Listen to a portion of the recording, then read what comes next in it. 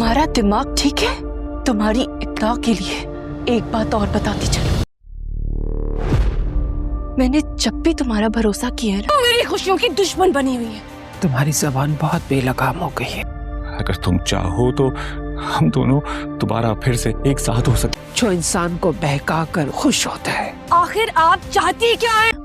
हमेशा पछतावा ही हुआ है मुझे बात के। तुम्हारी फितरत भी उस शैतान जैसी है कि मेरी शादी हो चुकी है।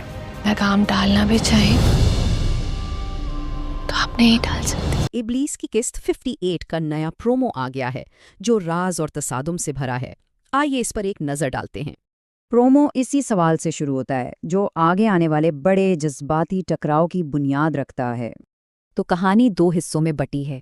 पहले हिस्से में अवेज है जो अपने माजी की गलतियों पर पछता रहा है।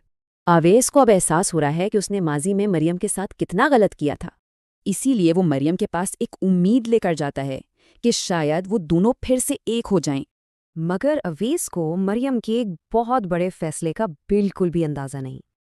और फिर मरियम सब कुछ साफ बता देती है कि उसकी शादी हो चुकी है। अवीस की सारी उम्मीदें खत्म। तो एक तरफ ओवैस की ख्वाहिश है और दूसरी तरफ मरियम की हकीकत जो बिल्कुल मुख्तलिफ है।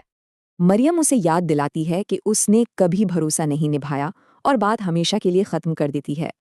अब चलते हैं कहानी के दूसरे हिस्से की तरफ, जहां अनाबिया और उसकी माँ का झगड़ा बढ़ता जा रहा है। अनाबिया ने अपनी माँ का जीना मुश्किल कर दिया है। वो मुसलसल उनकी बेइज्जती कर रही है।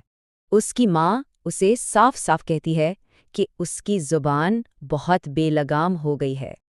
लेकिन अनाबिया का जवाब देखें, कहती हैं कि अब आप इसे लगाम नहीं डाल सकती। अनाबिया के इस जवाब के बाद उसकी माँ एक बहुत बड़ा और सख्त फैसला कर लेती है। वो ठान लेती है कि अब वो अनाबिया को किसी और की जिंदगी खराब नहीं करने देगी।